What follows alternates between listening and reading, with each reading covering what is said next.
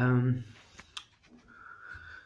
yeah, so detransitioning felt bitter, um, because I didn't enjoy myself. Basically, like going to a fun fair or something like that and not being able to go on any of the rides. And it's funny how your mind calculates all of the times you've always been let down.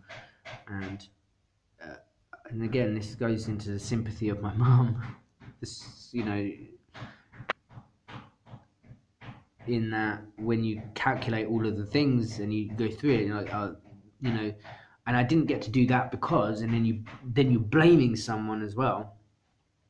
Um, One of the things that I was remembering is I didn't get to go skiing once when I was a kid, and again, it was one of these situations where this guy had come up to me, he was bullying me, he punched me, so I punched him back, and then I was told I wasn't allowed to go skiing that day, and it was like an after school club thing. We're like going to go half an hour to the dry slopes. It wasn't going to, it wasn't fucking skiing in the Alps or anything like that. It was just like dry slopes. Never been before. Would have been fun. He got to go, even though he was the guy who instigated the fight. He punched me. I punched him back. But again, nobody believed me. There was no evidence. And then I was sentenced.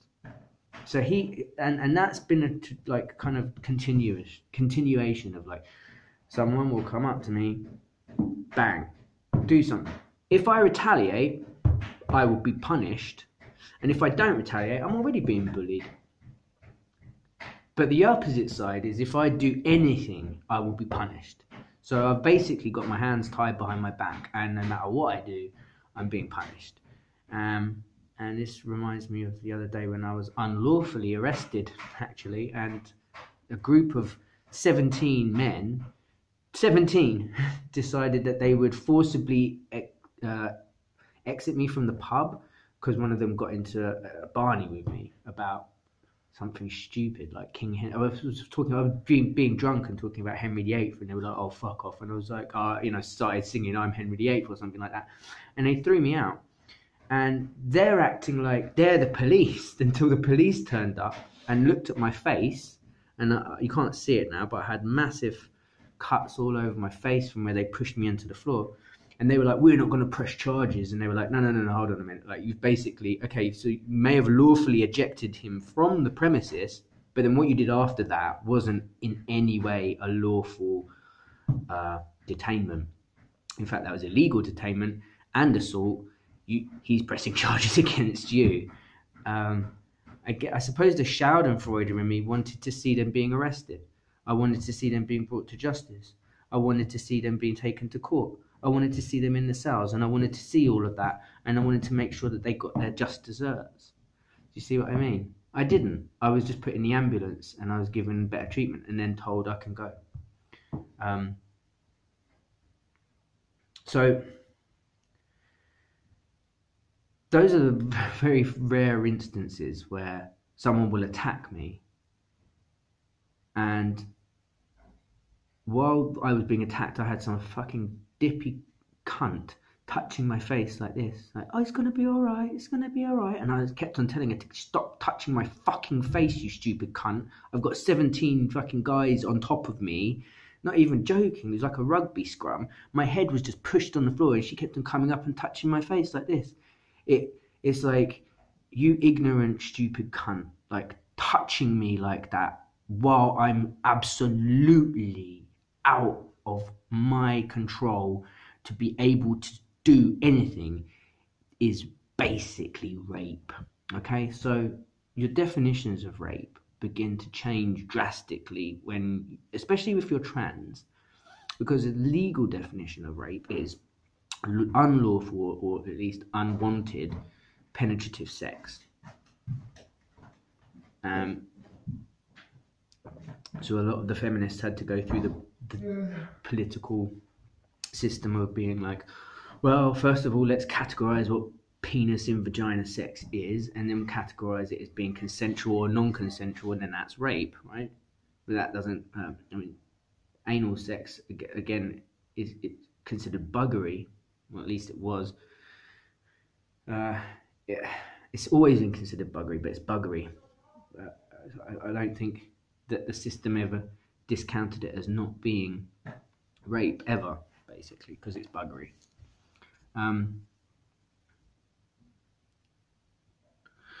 Yeah, all of a sudden you realise the definition of being raped really is just when someone takes your liberty from you and then enacts their own sense of justice upon you. And so this is why I still, even though the police have been on 2 or 3 occasions, especially when I was attacked in Camden and 2 Somalians tried to stab me, and I called the police and they got them. But it was really scary for a minute. I thought I was going to die, and I found myself fighting for my life, which is weird. But I always tend to find myself fighting for my life for some reason. Literally, like, what have I got to live for? Why am I fighting? Like, there was a part of me genuinely, like, as I was running away, as I was trying to kick the knives out of their hands and stuff like that, and trying to find sanctuary, thinking, why don't I just fucking give up and just, like, you know, just let them kill me? But, like, it could just end all right now, here and now. But I didn't. Anyway, yeah, the police will always find a way of coming into your life and taking your liberty from you, justifying it, abusing you mentally, physically, spiritually as well. You know, they'll give you shit food and they'll give you shit tea. Great, fantastic. And then they're like you're their friend. They're their friend. Oh, we're friends, aren't we? We're friends. They're like, no. You're the enemy. Like, you're the enemy. You're not my friend.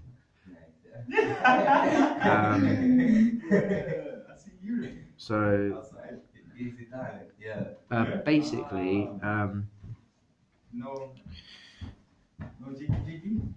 when you have that kind of situation, that's when you redefine, like, the definition of what, like, of what actual rape is. The sexual rape is about power, so it's about someone exerting their power over you. It's about them removing your sovereignty from you. It's about them exerting their own sovereignty over you. It's about them, you know, controlling you and dictating what you want, not the other way around. And if it was the other way around, you know, you'd be the rapist, right? So basically, in this situation as well, with the blame the victims, it was, well, again, especially with the police, is, well, you must have done something. But you see that even in instances where the police have been called into a justifiable situation to keep the peace, they don't always just stop at keeping the peace or holding the line. They'll turn out at a BMP event to make sure that nobody has a fight. But they'll also, you know, kick and curb stomp people that they just don't like. So there's no rules for them either, except for the people who exert their control over them. And that's why they're black and white in the first place, because at some point their sovereignty got removed. And they got to put into a position where they had to choose black and white. And it was a difficult decision for them because they couldn't choose between doing the right thing and doing the wrong thing. It was like, oh my gosh, should I do the right thing or the wrong thing? What should I do? You know. But yeah, basically, so I've been in too many of those positions where the power against me, the power base against me is too strong, way too strong. And way too excessive, and people just got used to people. You know, it was their jealousy at first. Then when they realised that they could get one over on me, they didn't bother ever not getting one over on me if they could, even if that meant playing dirty, cheating, lying, smear campaigns, all of that, leading to mental health breakdowns, which is just perfect. Having someone you hate having a mental breakdown, for them, you know, nightmare. For the person who's caused the mental breakdown, they're sitting there laughing, obviously. So yeah, it's difficult. Narcissistic abuse is difficult because, especially when you're on your own, you don't have thousands of followers behind you going, hey, you can do this. You've got yourself and only yourself, because the people around you, they're not on your side. So, oh right, we can go from longer. That's good. I thought it was only 10-minute videos. So I kind of want to wrap it up now, though. It's been 8 months or so since, well, a good 4 or 5 months since my last video. In that time, I've been homeless on the street, in the hostel now. Detransitioning is difficult. My biggest obstacles right now are getting a passport, because I don't have any of my credentials. I don't have any of my deed polls. I don't have any letters. I don't have anything. So I'm basically a nameless.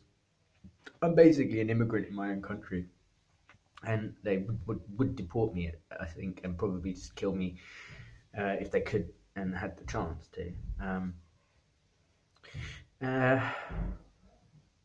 Detransitioning is emotional.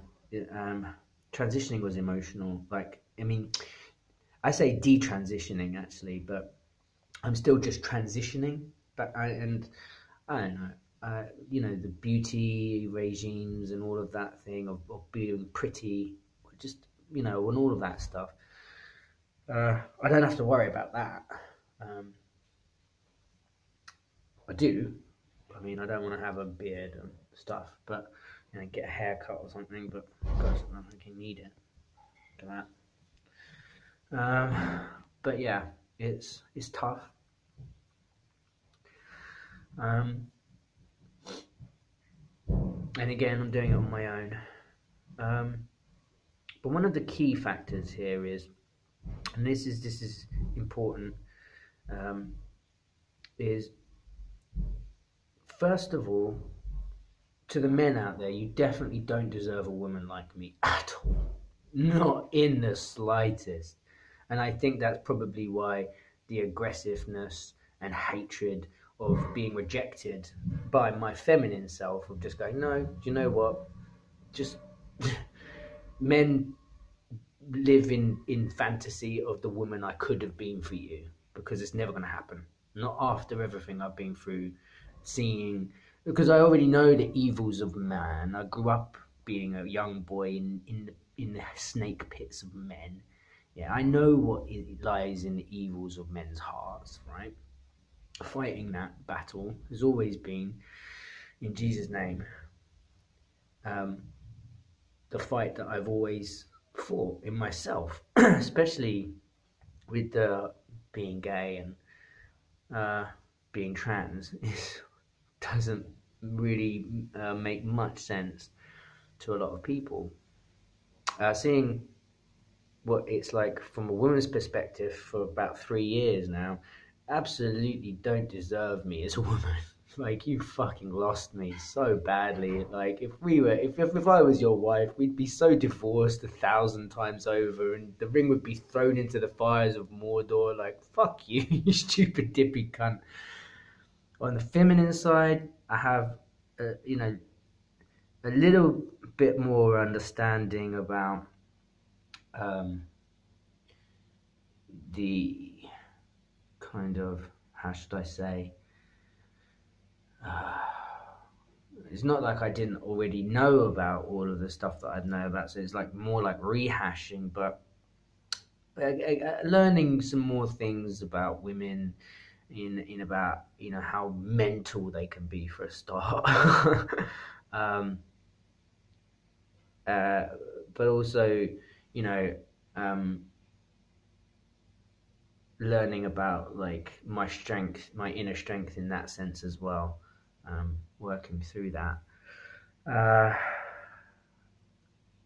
and how wrong about I was that being trans, that transitioning to female would somehow bring me and my mother closer, that would heal wounds instead of driving an even bigger wedge between us, which was completely the opposite. I wanted to be open and honest about my mental health, about my trans issues, about my body dysmorphia. I wanted to be open and honest about it because I knew that she was going through all of those sort of things. She'd spoken to me about it, and then I realised this is all narcissistic abuse as well, because that's all she'd ever said to me my whole life, was just poor me, my life's shit, and this is why, and this is why. And that's from when I was a kid, and I blamed her, and there's a lot of resentment towards that. But then I thought that would bring us together, you know, like, hey, I'm struggling through this together,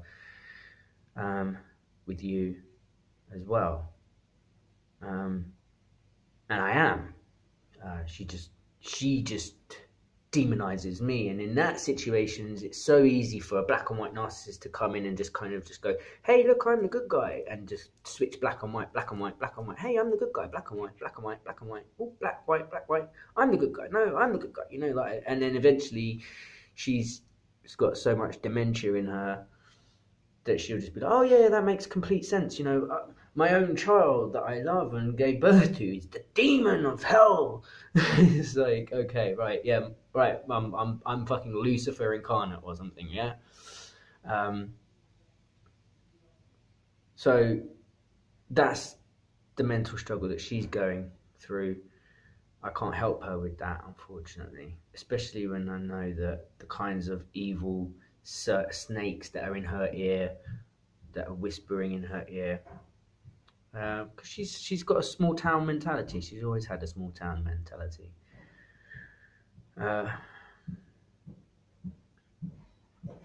She's still a beautiful person, but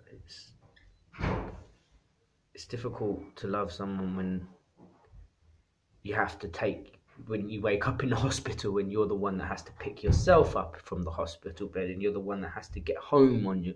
And then when you get home, the excuse why she wasn't there was because she was drinking so much, because she was so upset that I was in hospital. It just doesn't make any sense. And it's just like, that's the level of resentment that I'm at, and also the level of mental illness that she's at. And you just got to laugh, because you know, it's like, you know, I love you, but now, you know, you've got mental health problems. Now, fuck off onto the street and die and fucking burn.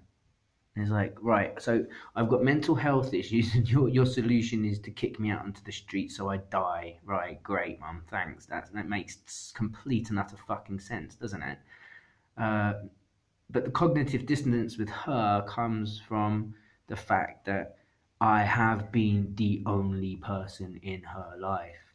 She doesn't see that, because what she sees now is the kind of the narcissist coming in, sort of playing the good guy, putting on their old sort of like, you know, Marvel MCF. I'm Spider-Man. I'm the good guy. See, and I've come to save you. It's like, yeah, okay, you might be able to pull the mask over some people's faces, but you can't, especially when it's like, you know, I'm the one that she came to. Look, this is what they're doing to me. They're abusing me. You've got to defend me. You've got to fight for my rights. So I was like, all right, yeah, I'll fight for your rights. Guys, fucking picking on my mum, I'll fuck you up, right? No, I'm going to get completely lambasted. And then when I'm completely lambasted, go home, a failure, defending my own mother, which makes fucking top-notch sense. And then have her abusing me as well, like, you're the reason why they all did this to me. It's like, yeah, Mum, this makes so much sense, doesn't it? Like, oh, it's just phenomenal. But anyway, we'll forgo all of that, and we'll laugh at ourselves at how ridiculous the situation and how complicated it's become. Considering I have all of these mental health issues myself, considering I have been going through all of these trans issues myself, and again, with the boob job, like, I was so happy when I got the boob job, and I love my body, and it's taken me a long time to get used to my body, and the boob job was part of that.